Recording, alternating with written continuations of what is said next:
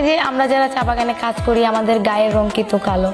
আমরা যখন বাইরে কোথাও যাই একজন মানুষ যেমন দেখেন, আপনাদেরকেই আমি উদাহরণ দিয়ে বলছি, আপনার চেহারা দেখেন আর আমার চেহারা দেখেন, আমি তো লজ্জাও আপনার কাছে দাঁড়াতে পারবো না।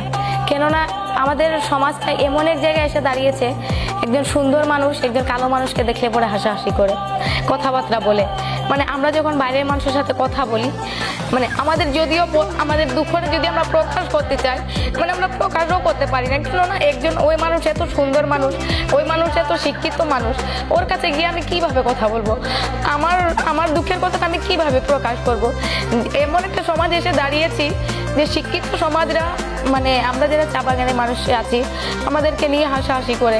আমরা ঠিকমতো ভাবে মানে আমাদের ভাষাটাও প্রকাশ করতে পারি না। আমি যা কিছুটা পড়াশোনা করেছিলাম তাই কিছুটা কথা বলতে পারছি, কিন্তু আমার যারা চা বাগানের মানুষ আছে ওনারা চাইলেও কিন্তু কথা বলতে পারেন না। কেননা ওনাদের ভাষাটাই হচ্ছে অন্য রকমের। এখন যে তার ভাষায় যে সে কথা বলবে, ওনার ভাষাটা শুনেও কিন্তু হাসাহাসি করে। আমরা যারা চা বাগানে আছি, আমরা যখন বাইরে যাই, যখন কথা বলি আমাদের চা বাগানের ভাষায়, তখন বিভিন্ন মানুষে বিভিন্ন কথা বলে। ভাই, আমরা তো চা বাগানে ছোট থেকে বড় হয়েছে, আমাদের ভাষাটাই হচ্ছে এরকমের। আমরা তো ইংলিশ ভাবে এত সুন্দরভাবে এত ভালো ভাষায় তো কথা বলতে পারি না। আমরা শুধু চাই আমরা দুই বেলা খেয়ে একটু স্বাধীনভাবে বাঁচতে চাই। ভাই, আমরা ভাই চা বাগানের মানুষ এমনই নির্যাতিত, আমরা কোনো ডাকাতি করি না, আমরা কোনো রাজধানী করি না, আমরা কাউকে নির্যাতন করতে চাই না। আমরা চাই একটু স্বাধীনভাবে বাঁচবো, আর আমরা ওই স্বাধীনভাবে বাঁচার জন্য আজকে লড়াই করে যাচ্ছি।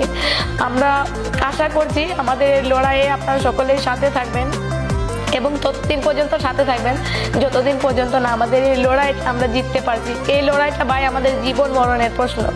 আজকে যদি আমরা লড়াই করে না বাঁচতে শিখি, আমাদের প্রজন্ম যেটা আসছে, মানে উনাদের ভবিষ্যৎ আমাদের চাইতেও আরো খারাপ যাবে। আমরা তো 120 টাকা মজুরিতে খেয়ে না খেয়ে ধৈর্য ধরে বেঁচে থাকতে পারছি, কিন্তু আগামীতে যারা আসবে ওনারা কিভাবে বাঁচবে?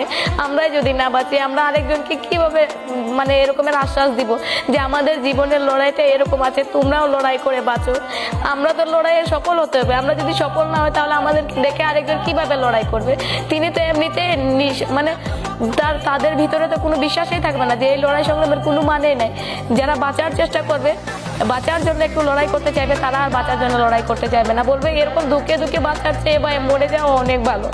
তাই আমরা অনুরোধ জানাবো সবাই যেন আমাদের সাথে থাকে, এই লড়াইয়ের সাথে থাকে, এবং যেন আপনারা সবাই দোয়া করবেন যেন আমাদের মজুরি 300 টাকা হয়।